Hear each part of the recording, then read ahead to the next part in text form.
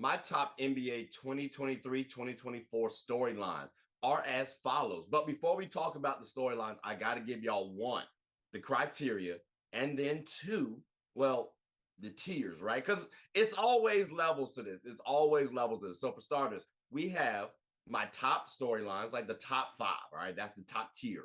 Then you got the entertaining ones, okay? That's that next five. And then finally, of course, the honorable mentions. And again, these are the storylines, the top storylines that at least I'll be covering for 2023 and 2024. Will there be some anomalies? Yes. Will there be some ones that I talk about also? Sure. But these are the ones that I'm focusing on. So I hope you all are ready because we're about to talk about the criteria and y'all know how that goes. So my first point for the criteria, it's got to hit, well, the masses. If these storylines are not going to be able to captivate you, like, why would it really matter? Like it's got to be entertaining. And speaking of entertaining as well, it's also got to be entertaining, not just to the casual fans, but the basketball fans. Those basketball fans who, like myself, follow the draft, follow the free agency, follow the contracts, hell, even read documentation like that you don't really care to so much. Like, come on now. So if it's hitting both of those two entities, well, we good. So I gave y'all the listing, the tiers, and then I gave y'all the criteria. So now we got to go ahead and kick off this year's top NBA storylines, at least for my show. Do I want to do my team? I'm going to do my team. My Los Angeles Lakers, you know what I mean? Because we got a lot of storylines, actually, but I'm going to focus on just a couple because I could be up here for a while. So we have here, well, Anthony Davis, right? Is he going to take on the mantle? Is he going to be the guy? Is he going to essentially dominate? Because when Anthony Davis is dominating, bro, he's a top five player in the league. Like, offensively and defensively, well, really, there's not a better two-way player you can make an argument for. You could say Giannis. You could say Kawhi. You can make an argument for Anthony Davis as well. So, again, will Anthony Davis dominate? And I think based on last year, you have a recipe. You have a recipe for success. I don't want to get too emotional. I don't want to get too invested. I'm just saying it's a possibility. It's a strong possibility. Because we were talking about how he was playing like, every other game. It's like, where he at? Or his health factors, right? His health issues, his health woes. Well, now, as long as that you can't control health, like a little bit, but you got to do it. You can't manage that, but so much. So as long as he's healthy, I do expect him to have a chip on the shoulder, have a better team around, for him to be more engaged, and us to not talk about LeBron James as much. Like, we still gonna talk about Bron. Don't get it twisted.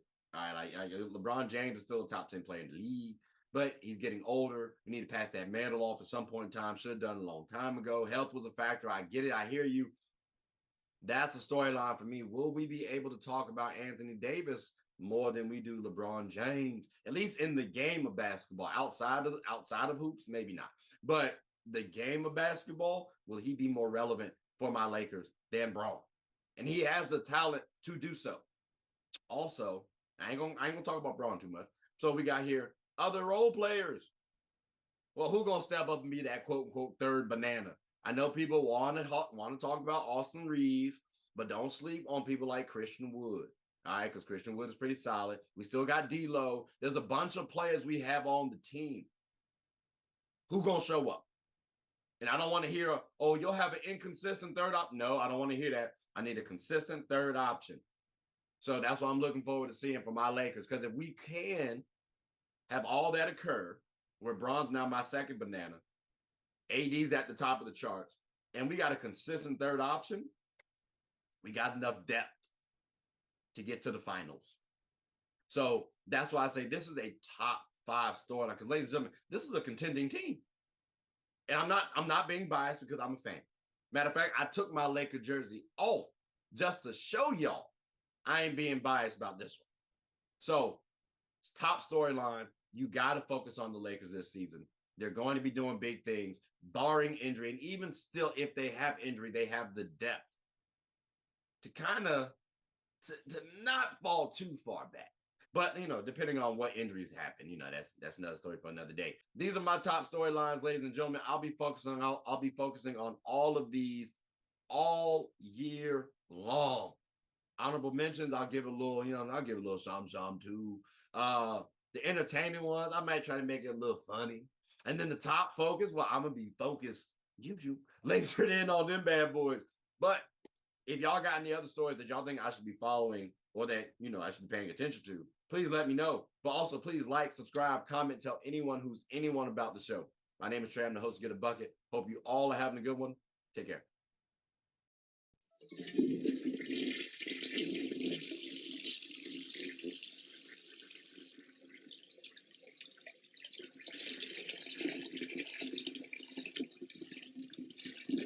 Oh, I did not know you guys were still here. As you can see, we're at the back end of the show. No pun intended, but look, hope you all enjoyed it. And before you go, please subscribe to the YouTube channel, follow the IG account, share the content to anybody who's anybody. And most importantly, leave your thoughts and comments below. But I gotta go back and play Buddy in 2K, so let me unmute him real quick. Excuse me. Hey, boss, I'm back. Nah, you better catch this word. You know we get buckets around here, too.